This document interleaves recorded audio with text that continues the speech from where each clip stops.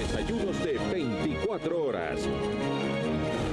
Estará con nosotros Milton Vargas, asesor jurídico de la Comisión Ecuménica a Derechos Humanos. Y Walter Spurrier, analista económico.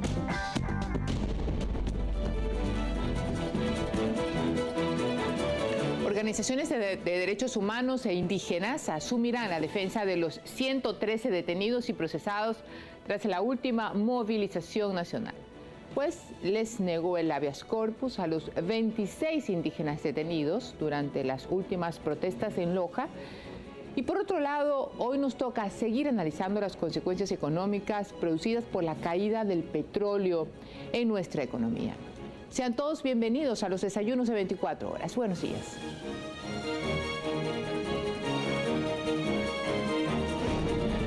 Aquí empiezan los desayunos de 24 horas. Con María Josefa Coronel.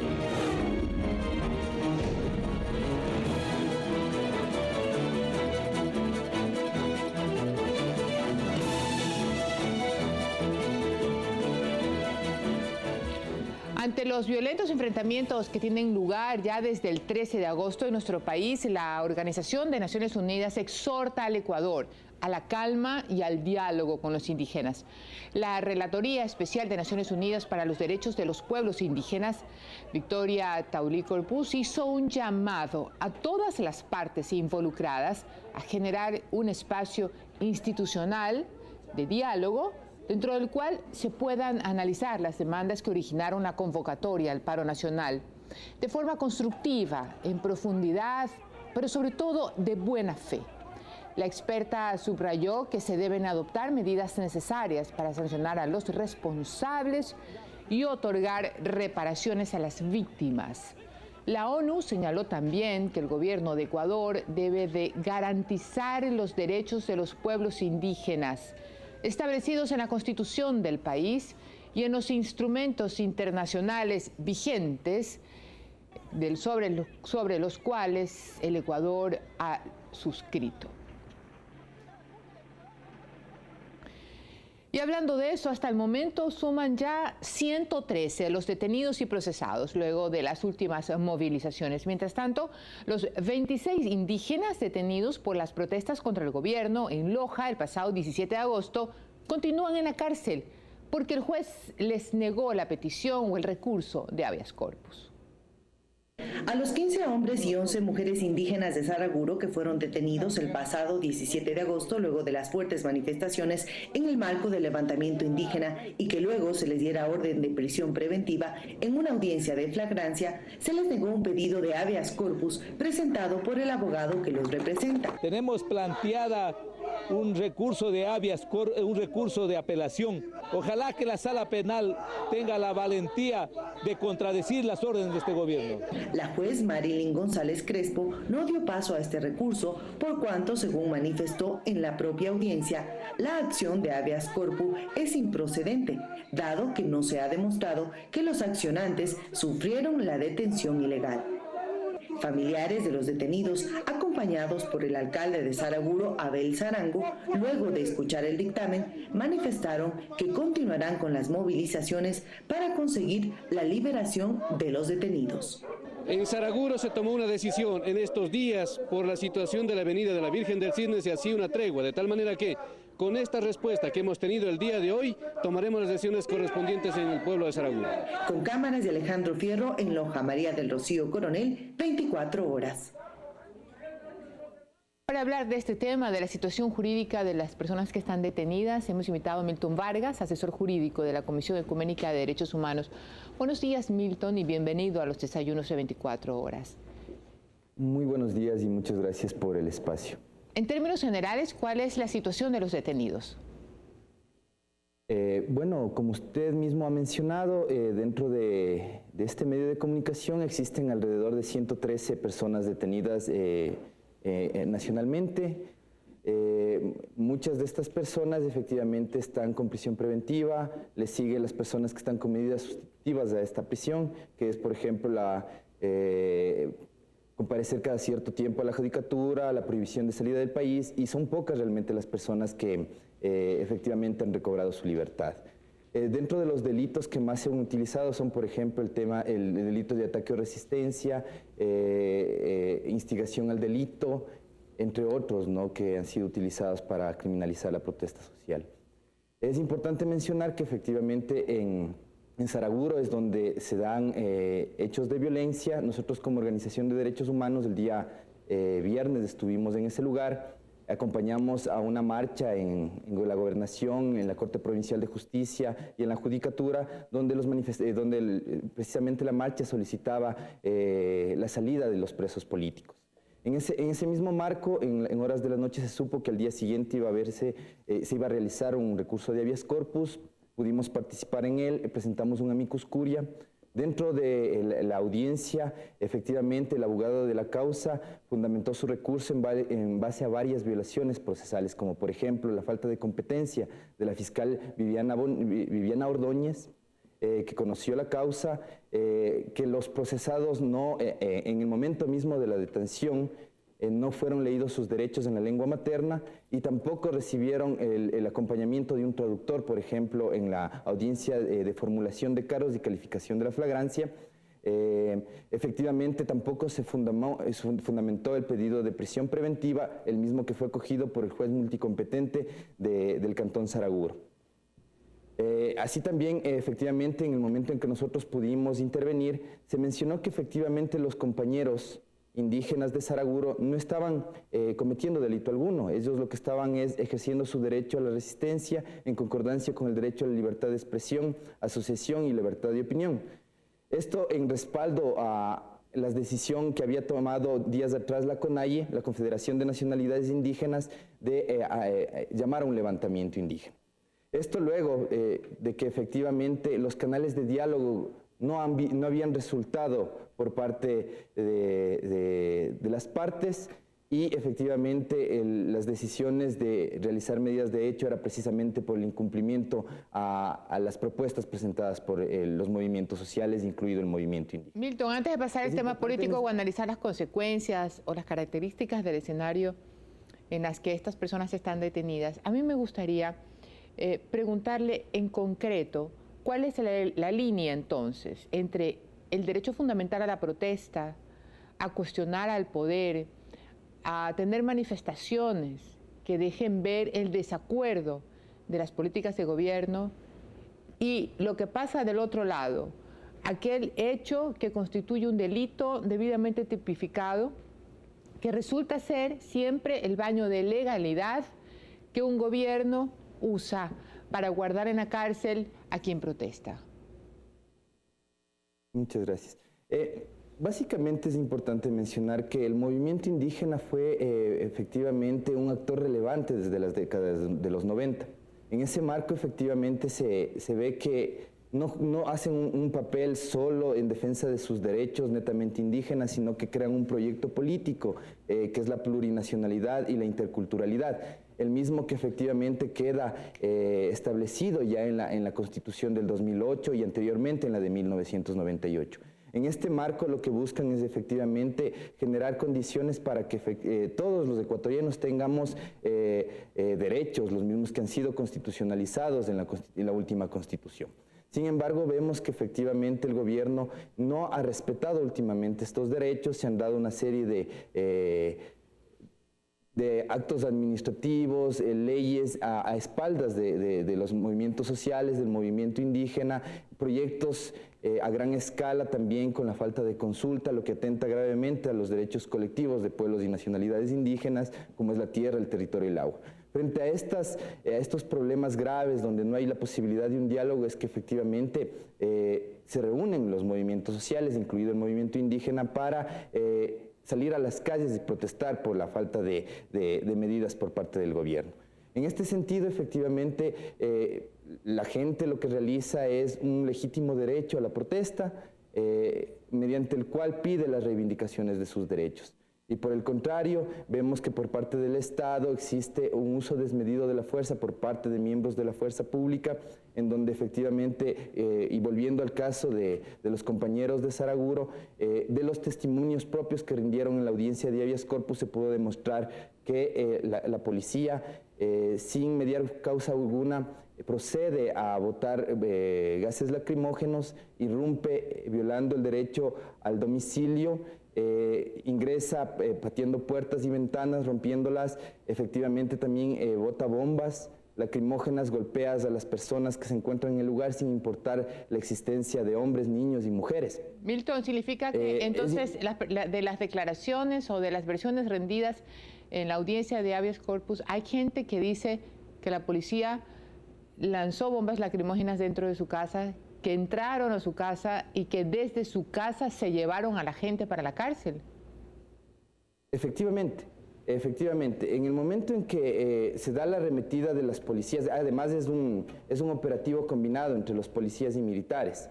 Efectivamente, los policías ingresan a los domicilios sin orden judicial alguno, lugar en el cual se procede a arrastrar a las personas, golpearles con toletes. Hay incluso huellas de, por ejemplo, bombas todavía no percutidas en los domicilios, toletes rotos, efectivamente. Y también se puede ver una violencia amplia en contra de los derechos de las mujeres, discriminación de género, porque ellas en sus testimonios dicen que los miembros de la policía les amenazan con violentarlas sexualmente.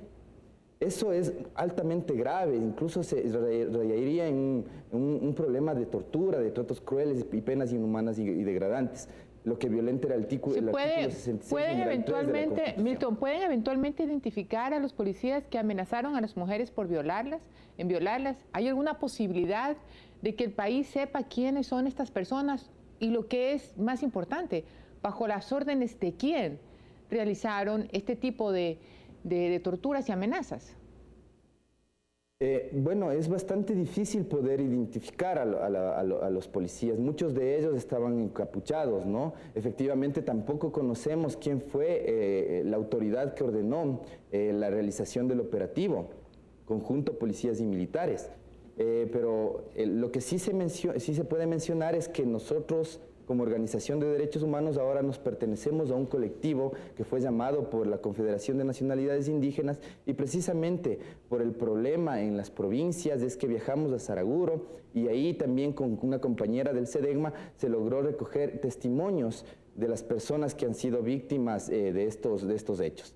Incluso se conoce que, por ejemplo, una persona fue golpeado con un tolete en la boca, rompiéndole el labio, sacándole 5 piezas dentales. Esta persona fue conducida a Loja, pero la policía, al ver que efectivamente estaba bastante golpeado, le dejó en el hospital de San Lucas, y posteriormente él fue conducido al hospital de Saraguro. En este lugar un médico lo atendió indicando que por revoltoso es lo que le ha pasado esto, lo que significa que esta persona salga del lugar y para ser atendido privadamente. Así también se conoce de un caso de una niña que efectivamente recibió un derrame cerebral al ver los maltratos que recibieron sus padres en el momento de la detención.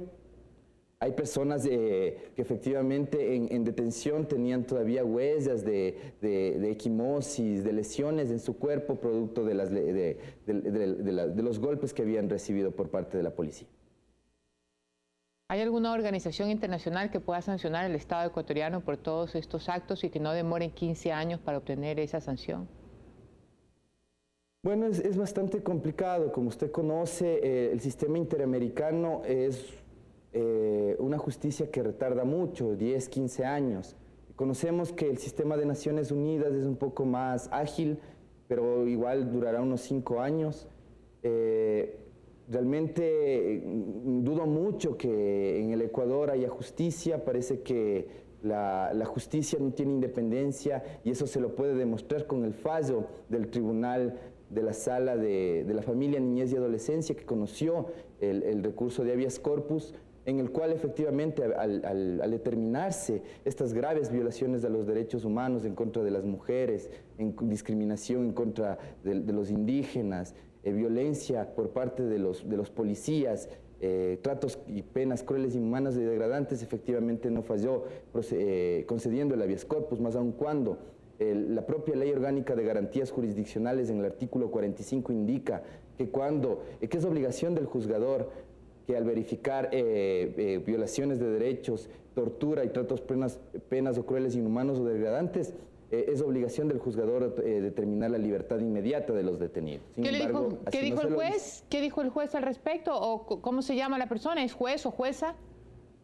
No recuerdo en este momento el nombre de la jueza ponente, pero lo que sí debo mencionar es que efectivamente la audiencia se suspende por 2 horas y a las 14:30 nuevamente se reúne el tribunal y en 2 minutos dicta su sentencia en donde califica la legalidad de la detención, indica que no existe tortura por parte de los miembros de la policía en contra de los detenidos y por lo tanto niega la acción de habeas corpus. ¿Va a iniciar alguna acción contra el comportamiento de esa jueza dentro del Consejo de la Judicatura? No sé si se pueda tener buenos resultados al fin, pero por lo menos para dejar ir agotando medidas internas, para ir a algún organismo internacional que no se demore mucho, ¿no? Esa es una decisión que tienen que tomar los abogados de la causa allá. Efectivamente, nosotros como organización de derechos humanos y como este colectivo que está apoyando a las movilizaciones de levantamiento indígena y a las personas detenidas, haremos lo que sea necesario para dar a conocer sobre esta situación de violencia generalizada que existe en el país. Gracias. Muchísimas gracias. De nuestra parte, lo que se podría hacer es una solicitud de pedido de información a la policía para que se nos indique cuál es la autoridad que ordenó que se haga el operativo conjunto con la policía y los militares en Saraguro. Ojalá se lo responda. La posibilidad también de solicitar medidas urgentes, Amnistía Internacional, entre otras organizaciones de derechos humanos, para que solicite al Estado información en relación a las detenciones y también las violaciones de derechos. Gracias. Y ojalá algún día el país pueda saber quiénes ordenaron un operativo capaz de lanzar bombas lacrimógenas dentro de casa, de lastimar a padres y niños delante de sus hijos, de amenazar a las mujeres con violarlas y respetar los derechos fundamentales de la integridad física y de la dignidad humana. Nos encantaría, no va a avergonzar obviamente cuando tengamos que escribir la historia del país, pero nos encantaría saber quiénes son esas personas. Muchísimas gracias y muchísima suerte. Y ojalá que podamos conseguir reparación y justicia. Esa es una deuda que le tenemos a la mayor cantidad de gente, especialmente en los últimos años. Ahora nos vamos a ir a un corte. Al volver, hay un tema que también afecta a la gente y es el precio de la caída del petróleo. Cómo va a comportarse nuestra economía y de qué manera ya está afectada. Se lo contamos con Walter Spurrier. Quédese en Teleamazonas.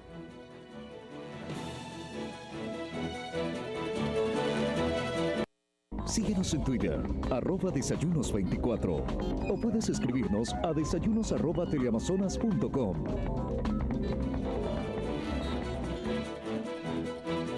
La caída del precio del barril de petróleo continúa poniendo en apuros al presupuesto nacional. ¿Qué dicen los especialistas económicos sobre el tema y cuáles son las opciones que tiene el Ecuador? Veamos la siguiente nota. El modelo económico del gobierno se ha puesto a prueba a lo largo de este año. No solo la caída del precio del barril de petróleo, sino también la apreciación del dólar y la devaluación de las monedas de nuestros vecinos han venido a complicar las proyecciones de nuestro presupuesto. Así, cuando a inicios de año se esperaba recibir $80 por cada barril de crudo, la sobreoferta hizo que el precio cayera a la mitad. Este descalabre nos significó hasta junio pasado $2.100 millones menos en los bolsillos estatales. Para Mauricio Pozo, exministro de Finanzas, las consecuencias de esta caída se traducen en menos inversión y por ende menos liquidez en la economía. Ya tuvimos un primer trimestre con una tasa de crecimiento negativa frente al último del año previo. Si 2 trimestres consecutivos contamos con tasas negativas, que eso es lo más probable que ocurra cuando se conozca la cifra del segundo trimestre, estamos formalmente en recesión económica, es decir, el país está produciendo cada vez menos. Queda entonces buscar financiamiento, aunque en las actuales condiciones de Ecuador el panorama es complicado. Si solo se busca dinero para afrontar la crisis sin reducir el gasto, son pocas las opciones a la vista, señala Pozo. El país en este momento está con niveles de riesgo sobre los 1.100 puntos, el segundo más alto de la región después de Venezuela, inclusive por encima de Argentina, y esto hace pues que el endeudamiento que busque afuera se produzcan en condiciones lamentablemente onerosas para el país. En noviembre, cuando opere al 100% la refinería de Esmeraldas, Ecuador espera bajar las cifras de importación. Vamos a procesar 25.000 barriles más de crudo y eso vamos a transformarlo más o menos en 20.000 barriles más de derivados, que esos derivados son de menor importación. Para que el ahorro sea más fuerte, deberá entrar en funcionamiento la refinería del Pacífico, complejo que no estaría operativo en menos de 5 años. Reducir el presupuesto anual ha sido una de las opciones del gobierno para afrontar la crisis. Y los recortes presupuestarios que se vienen realizando lamentablemente son absolutamente insuficientes para el tamaño del desequilibrio fiscal y del problema de falta de recursos que este rato requerimos. Joana Ramos, 24 horas. Nos acompaña Walter Spurrier, analista económico. Walter, buenos días. Sin duda, ahora sí ya como que nos toca sentarnos un poquito más en detalle para analizar, no desmenuzadamente, pero sí en mayor cuidado, las consecuencias ya en la economía para las personas en el Ecuador por el precio de petróleo. Bueno, las condiciones para las personas son que en primer lugar hay menos plata, ¿no? O sea, dejan de entrar este año como 4.000 millones de dólares, que casi todo eso va o al gobierno o a Petroecuador, que viene a dar lo mismo y que lo vuelve a meter en la economía por inversión y gasto, y por lo tanto, por ese motivo, no están subiendo los depósitos en los bancos, más bien una tendencia que se reduzca porque hay dinero que está saliendo en forma neta del país. En acto seguido, pues la banca para cautelar los intereses de sus depositantes tiene que prestar menos para tener suficiente liquidez y por lo tanto se reduce el crédito. Al reducirse el crédito también se reducen las actividades económicas. Además hay menos poder adquisitivo, las empresas también tienen que cortar costos, entonces eso produce desempleo. Las empresas comerciales están sobre todo muy golpeadas en el sentido de que las cadenas comerciales comienzan a reducir el número de almacenes que tienen, de sitios de ventas, despidiendo a las personas que trabajan allí. Entonces, quienes trabajan en ventas, que son mucha gente que trabaja en ventas, una buena parte de sus ingresos son las comisiones por las ventas. Ahora se quedan con salario y casi no tienen comisiones porque caen las ventas, o sea, bajan sus ingresos. O sea, en términos generales, significa que a todos nos está afectando en el bolsillo, vamos a tener menos dinero disponible. Ojalá fuese solamente que no tenemos dinero para lujo, pero nos puede también afectar no tener dinero para pagar nuestras deudas o pagar lo esencial para la vida. Entonces, estamos entrando en una situación muy dura y además no se le ve el fin a esta situación. ¿Por qué? Porque no se ve que el precio del petróleo esté en un bache que se va a recuperar a corto plazo, no se ve que el dólar se haya revalorizado y que ello se vaya a revertir pronto, sino que es una nueva realidad. Y entonces es una nueva realidad que de alguna manera el gobierno tendrá que cambiar sus políticas para poder superar esta situación. ¿Y esas políticas que merecen cambio, qué tinte tendrían o qué tinte deberían tener para cortar la crisis o amortiguar sus efectos? Lo ideal para el gobierno sería que, como para empezar, es un problema de que están saliendo dólares de la economía, o sea, se restringe el medio circulante. Lo que tiene que hacer el gobierno es tomar medidas que entren más dólares a la economía. Algo de eso está haciendo con endeudamiento, pero tiene un tope a lo que se puede endeudar el gobierno. Ya venimos endeudándonos mucho en los últimos años. Lo ideal sería que venga capital privado, sea inversión directa, o sea que inversionistas nacionales se endeuden afuera para traer los recursos. De esa manera, vía capitales, compensar el problema que tenemos en la balanza comercial. Sin embargo, el gobierno ha optado por tener un clima de confrontación con la inversión privada y luego haber montado un aparato estatal sumamente engorroso, muy complicado para las operaciones de la empresa privada. y esto pues requeriría un cambio drástico de la manera de llevar la política económica en el país que no veo yo indicios que se vaya a dar.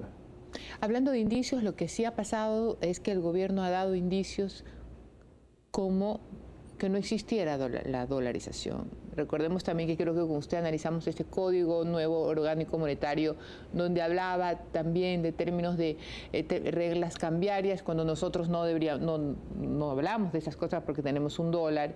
Y algunos analistas han dicho en este espacio que las políticas económicas lo que van a lograr es que el dólar salga de la economía.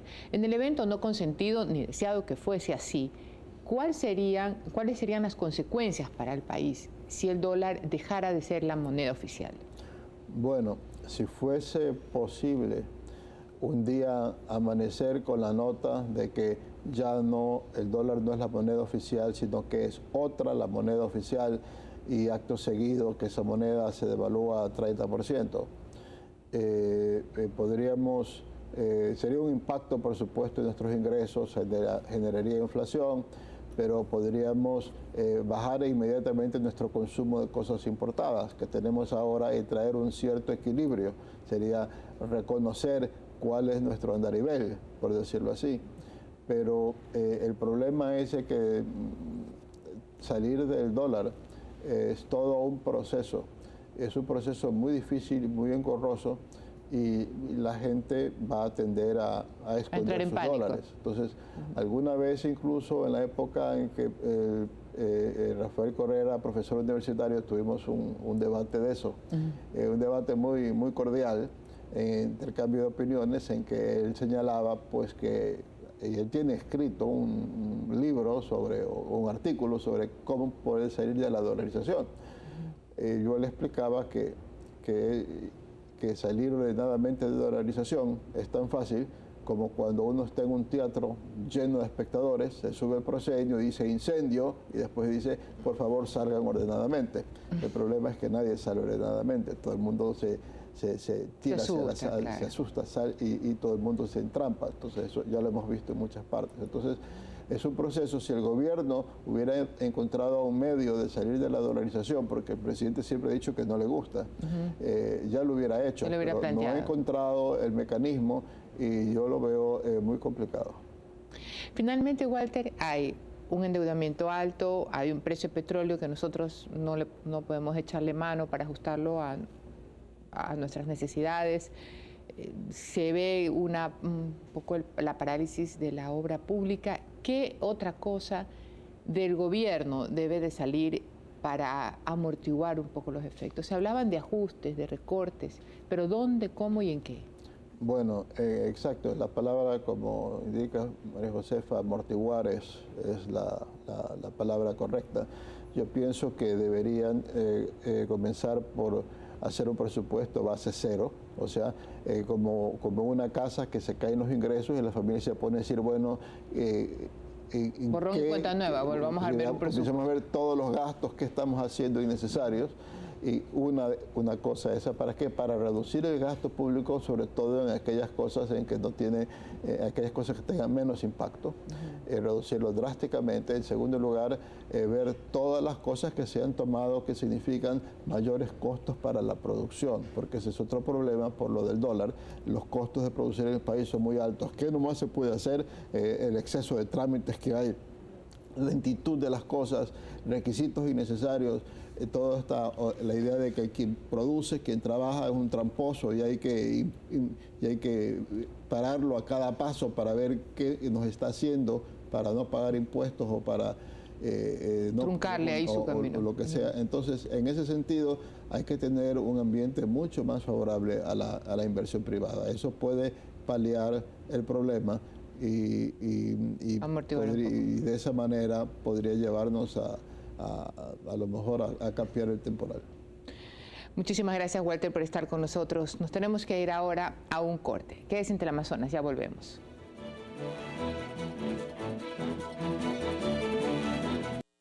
Síguenos en Twitter, @desayunos24, o puedes escribirnos a desayunos@teleamazonas.com. Gracias por acompañarnos en los desayunos de 24 horas. Quédese en Teleamazonas, tenemos más que contar.